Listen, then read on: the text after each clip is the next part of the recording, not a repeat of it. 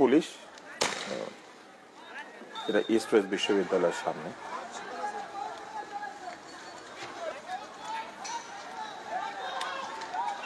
এই দেখেন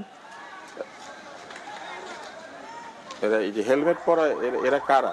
পুলিশের সামনেই আছে। দেখেন লুঙ্গি পরে, কিন্তু এই যে পুলিশ দাঁড়িয়ে আছে, লুঙ্গি পরাদের ধরে না কেন? হ্যাঁ আপনি দেখতে পাচ্ছেন, কিন্তু পুলিশ দাঁড়িয়ে লুঙ্গি পরাদের ধরে না কেন? ধরলে তো আবার বলা হবে আন্দোলনকারীদের ধরপাকড় করছে। আপনি কিন্তু এই মাত্র বলেছেন যে এই লুঙ্গি পরারা হচ্ছে বিএনপি জামাত শিবির, তো এই লুঙ্গি পরাদেরকে ধরবে না? হ্যাঁ অবশ্যই, তারা যারা সন্ত্রাসী এই দেশে। এখন দেখেন এই যে দেখেন ওই যে মাঝখানে একজন লাঠি হাতে, পুলিশের ঠিক মাঝখানে, তাকে পুলিশ ধরতে পারলো না? দেখেন কালো কাপড় পরেও তারা কিন্তু আপনি নিচে দেখেন, দেখেন লাঠি সোটা নিয়ে, দেশীয় অস্ত্র নিয়ে তারা কিন্তু হামলা করছে। ওইটা তো ছাত্র পক্ষ, এইখানে দেখেন পুলিশের সাথে আছে। পুলিশের সাথে কারা? পুলিশের কাজ হচ্ছে যে লাঠি নিবে তাকেই পুলিশ ধরবে, হ্যাঁ, কিন্তু এইখানে পুলিশের মাঝখানে কারা? তাহলে তো সবাইকে ধরতে হবে। এবং হেলমেট পরে পুলিশের মাঝখানে কিছু আমরা দেখি, এরা কারা?